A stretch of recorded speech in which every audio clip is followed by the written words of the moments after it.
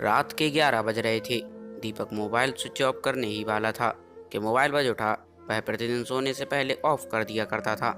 उसने आइडिया वाले सिम का रिचार्ज खत्म होने को था, इसीलिए उसने ये सोचकर मैसेज खोला कि शायद नया ऑफर आया हो, क्योंकि जब से जियो मार्केट में आया है तब से सिम कंपनियों में सस्ते ऑफर्स की दौड़ ही लग गई है।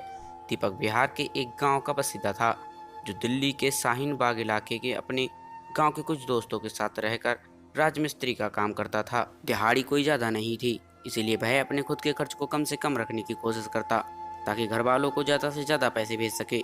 इसीलिए उसने उत्सुकावश मैसेज खोला, लेकिन यह क्या, मोबाइल की स्क्रीन पर बस एक ही शब्द जगमगा रहा था, सॉरी। दीपक एक ही पल के लिए तो कुछ भी समझ नहीं पाया, लेकिन जब उसने नजर मैसेज के आने वाले नंबर पर पड़ी तो अचानक बिस्तर से उठ बैठ गया। मैसेज भेजने वाले का नाम शायद उसके मोबाइल में सेव ना था, और ये नाम उसकी नींद उड़ाने के लिए काफी था। बीते कल की एक एक घटना किसी फिल्म की भांति उसकी आंखों में घूमने लगी। उसने घबराकर आंखें बंद कर ली और आखिरकार यादों के घने जंगल में बैक हो गया। रात के करीब 9 बज रहे थे।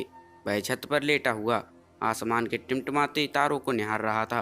तभी उसे किसी लड़की के फुसफुसाने की आवाज सुनाई पड़ी। उसने चौंक कर आवाज की दिशा की नजर दौड़ाई।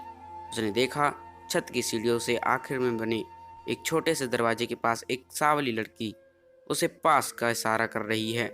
लड़कियों के मामले में वह काफी शर्मीला था और वह नई नई रिश्तेदारी में आया था, इसलिए उसे उस लड़की के पास जाने में थोड़ा संकोच हुआ।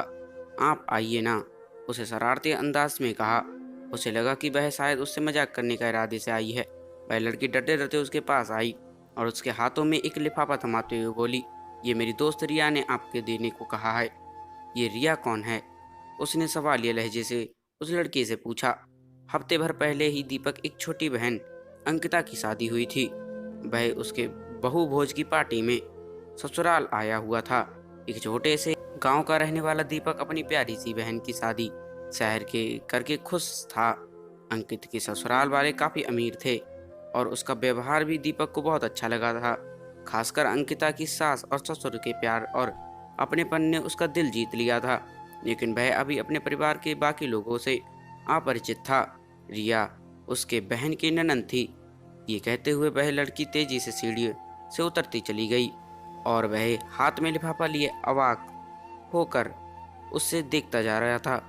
कुछ देर तक उसे कुछ समझ में नहीं आया कि वह क्या करे। फिर कुछ देर सोचने के बाद उसने धीरे से लिफाफे को खोला और देखा, अंदर एक छोटा सा लेटर और एक सांवली सलोनी लड़की की तस्वीर थी।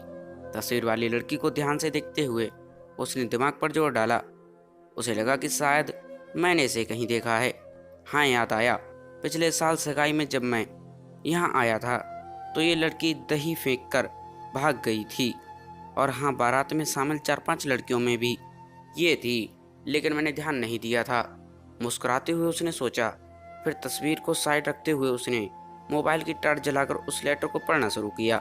मेरे प्रिय दीपक जी, मैं आपसे बहुत बहुत बहुत प्यार करती हूँ। मैं आपसे इतना प्यार करती हूँ कि बता नहीं सकती। आप बस इतना समझ लीजिए कि मैंने अपना तन मन आपके नाम कर दिया है।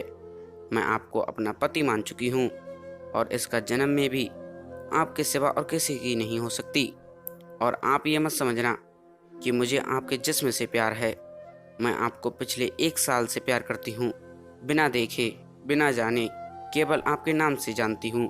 कैसे? 1 साल पहले जब हमारे घर में लोग अपनी बहन को देखकर आए थे, तभी से हमारे घर के सभी लोग आपकी ही तारीफ करते हैं।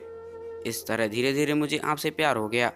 पिछले 1 साल में मैंने हर पल इंतजार किया है कि कब ये शादी होगी और कब आपको देखूंगी। और अब आपको देखने के बाद तो ऐसा लगता है कि एक पल भी आपके बिना जी नहीं सकती। दीपक जी, मैं पता नहीं आप मेरी बात पर विश्वास करेंगे या नहीं, लेकिन एक बात विश्वास जरूर कीजिए कि अगर आपने मेरा प्यार स्वीकार नहीं किया तो मैं जहर खाकर अपनी जान दे दूंगी। अब फैसला आपके हाथ में है। आपकी रिया। लेटर को पढ़ने के बाद दीपक सोच में पड़ गया कि वह क्या करे और क्या ना करे, क्योंकि एक तरफ लड़की के सच्चे प्रेम और विश्वास के टूटने का डर था और दूसरी तरफ अपनी बहन की शादीशुदा जिंदगी में जहर घुलने का डर था। भैया, अभी तक यहाँ क्यों बैठे हो? चलिए ना सोने। वह उसकी बहन अंकिता की आवाज़ थी। वह धीरे से उठा और नीचे सोने चला गया, लेकिन अब उसकी आंखों में नींद कहाँ थी। वह रात भर सोचता रहा लेकिन किसी के नतीजे पर नहीं पहुंचा सका। सुबह अपने घर वापस जाने के लिए अपना बैग पैक कर रहा था, तभी अंदर से उसके एक गिफ्ट पैक नजर आया। उसने बैग के अंदर ही उसे खोला तो उसमें एक प्रेमी युगल वाला गिफ्ट और एक छोटा सा कागज था जिस पर लिखा था, मैं पुराने घर पर हूँ, मुझसे मिलकर जाइएगा। अंकिता के ससुराल वालों का 2 जगह घर था। पुराना घर नए घर के कुछ दूरी पर था। मैं बस अभी आया, उसने अंकिता से कहा और सड़क पर आ गया। दीपक ना चाहते हुए भी उसके कदम पुराने घर की तरफ बढ़ते चले गए। रिया वहां पर अकेली थी और बहुत उदास नजर आ रही थी। बताइए क्या कहना चाहती हैं, क्यों बुलाया है मुझे यहाँ? सावलीय निगाहों से देखते हुए दीपक ने जल्दी से पूछा। किसी ने यहाँ देख लिया तो पता नहीं क्या होगा। दीपक को अंदर ही अंदर डर भी लग रहा था। उसकी मासूमियत भरी नजरें जो उसके पैर के नाखूनों के साथ मिलकर जमीन कुरेद रही थीं, एक पल को उठी तो एक साथ कई मोती जैसे आंखों टूट पड़े। अचानक उसके सब्र का बांध टूट गया। वह एक झटके से आगे बढ़ी और दीपक के कंधे पर सर रखकर फूट फूट कर रो पड़ी। रिया की आंखों से आंसुओं की धारा फूट पड़ी। उसके आंखों से बहते हुए आंसू उसकी सच्ची मोहब्बत की गवाही दे रहे थे। वह हैरान परेशान उसे देखता रह गया। फिर उसने किसी तरह उसे चुप कराया और जाने की इजाज़त मांगी। फिर कब आओगे? वह उसकी कलाई को कसकर पकड़े हुए थी। बस जल्द ही आऊँगा, दीपक ने उसके दुपट्टे से उसके आंसू पोंछते हुए कहा। घर पहुंचने पर फ़ोन कीजिएगा। रिया ने उसका हाथ छोड़ते हुए कहा, ठीक है। ये कहकर वह तेजी से बाहर निकल गया, लेकिन वहां से निकलने से के बाद उसे ऐसा लगा कि जैसे वह अपनी कीमती चीज उसके पास छोड़ आया हो, क्योंकि ये सच था कि उसने कभी उसे नहीं चाहा था, लेकिन उस पागल लड़की की मासूम मोहब्बत उसके दिल में बंजर जमीन की चाहत के बीज बो गई थी। लेकिन कुछ बातें थीं जो अभी भी दीपक को बेचैन कर रही थीं। क्या दीपक ने रिया का प्यार कबूल किया? रिया को दीपक ने क्या जवाब लिखा? इस प्रेम कहानी का क्या अंजाम हुआ? दोस्तों, अगला पार्ट 2 देखने के लिए कमेंट करो। अगला पार्ट 2 चैनल पे मिल जाएगा।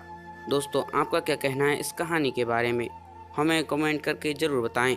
वीडियो अगर अच्छी लगी हो तो लाइक करें और ऐसी ही वीडियो देखने के लिए चैनल को सब्सक्राइब करें और घंटी को दबाकर ऑल पर सेट कर लें ताकि आने वाली वीडियो आपको तुरंत मिले। मैं मिलता हूँ आपसे ऐसी ही नई वीडियो में। तब तक के लिए धन्यवाद।